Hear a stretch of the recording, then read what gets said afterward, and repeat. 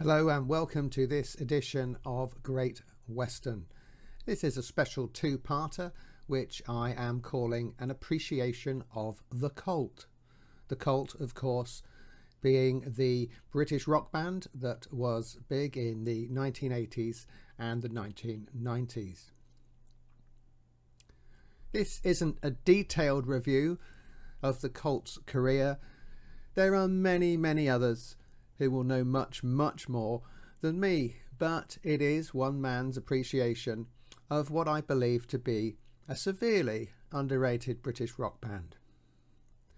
The Cult formed in Bradford, Yorkshire in 1981 as the Death Cult, and some members of the band had been part of a band called the Southern Death Cult. They were a northern post-punk band, and Britain in 1981 was a land of incredible musical opportunities. New wave, new romanticism, and many other ideas. Anything seemed possible, so this was a good time to form a band and perhaps develop some sort of unique sound and image. The core of the band were and remain Ian Astbury on vocals and Billy Duffy on guitars. They were assisted along the way by a lot of different people, sometimes session players, and one of them was Jamie Stewart, who played bass and keyboards for quite a few years with the band. There'll be a little bit more on him later. The band's first album in 1983 was called Dreamtime. It featured Ian Astbury's obsession with Jim Morrison of The Doors, or perhaps more accurately, his interest in what I will call Native American culture. And that's something that persisted throughout the time of the band. The album itself had some songs that alluded to being possessed by red Indian spirits, and the song that comes to mind there is one that I've heard called Spirit Walker. It's a lively enough tune, and Duffy's guitars, not for the first time, will weave a complex web of sound and beauty. Personally, I would like to leave all of that sort of spiritual stuff back at the encampment. I have heard this album a few times, many years ago when I was at university. I think it was on a sort of dodgy pirate cassette copy. And I have to say, bearing in mind the misgivings that I've just set out, it was a pretty good album, although I don't have a copy of it now. As with the name of the band, going from Southern Death Cult to Death Cult and then The Cult, if the sound and the lyrics of a band have a broader appeal, and I would say that Indian spirits and American Indian culture are quite niche, then the band tends to be more successful, and this was certainly the case with The Cult. Now, that new wave of music that I talked about descended a bit into the British indie scene, which was sort of a lot of interesting, perhaps slightly ordinary sort of people who all wanted to sound like the Byrds, all jangly guitars, and even Primal Scream, who were a very inventive and original band, got in on this with an album called Sonic Flower Groove in, I want to say 86. Now, as I said, the Cult were a bit of a cut above all this jingle jangle stuff, but there are influences on it on their 1985 album Love. That album features some really beautiful sun-kissed moments with songs such as Revolution, Rain, and the absolutely stunning She Sells Sanctuary. And in fairness, none of those sound anything like the Byrds. In fact, they don't really sound like anything else and I think that's one of the reasons why the Cult were successful. Let's have a quick listen to a short excerpt of She Sells Sanctuary.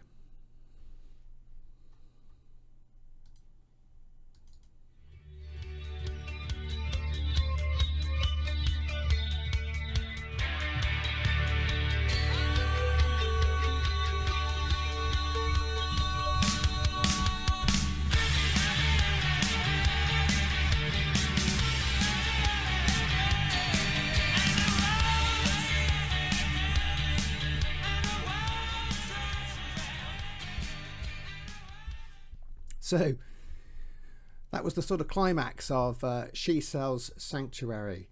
A veritable wall of sound, but again, that guitar sound that I alluded to, a sort of a complex, hypnotic, haunting guitar sound. It will stay with me for the rest of my life. I remember when I first heard it.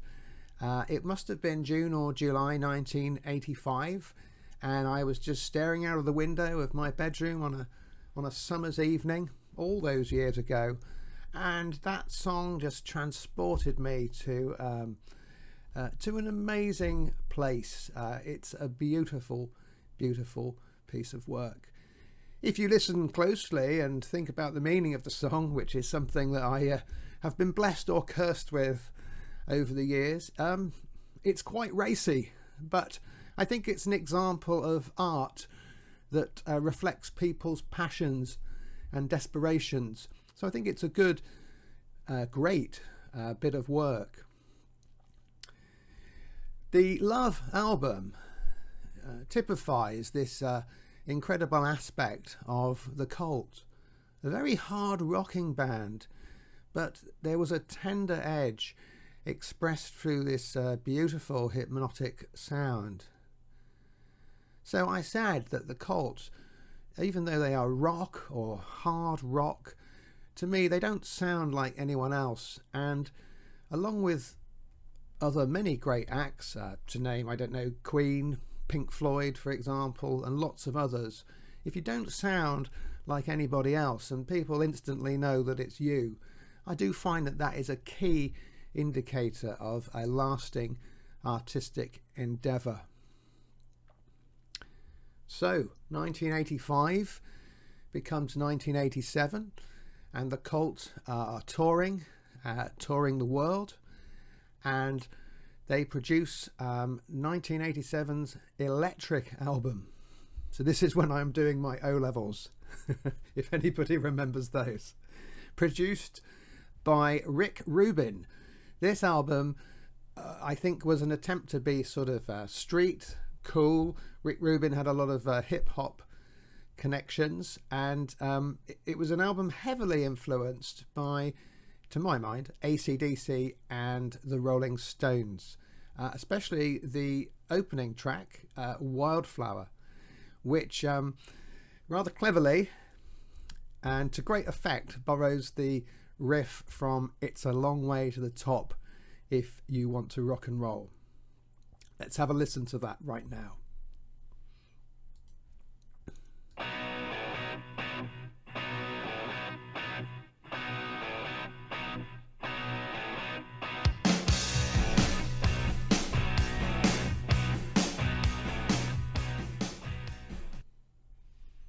Yes, I think one of my favourite words there is crunchy guitars. Not the first time I've said that, but very, very similar to AC/DC. Take a clip of It's a Long Way to the Top, listen to the riff. Billy Duffy has slightly changed the emphasis of it, but it's a lovely tribute, actually. And it's a song that kicks off another exciting album. There is the hit Love Removal Machine, which a lot of people at the time thought it sounded a lot like Start Me Up by the Rolling Stones. It's got a wonderful, compressed, crunchy, sorry, I meant to say punchy, guitar riff, which is redolent of Start Me Up. And the end result was, I think, their highest charting single. and their highest charting album. And of course, more world tours and appearances followed, and by this time the Cult were becoming a very successful band. Let's conclude this segment of our Cult special by talking about Ian Astbury and his voice, as we've talked about Billy's guitars.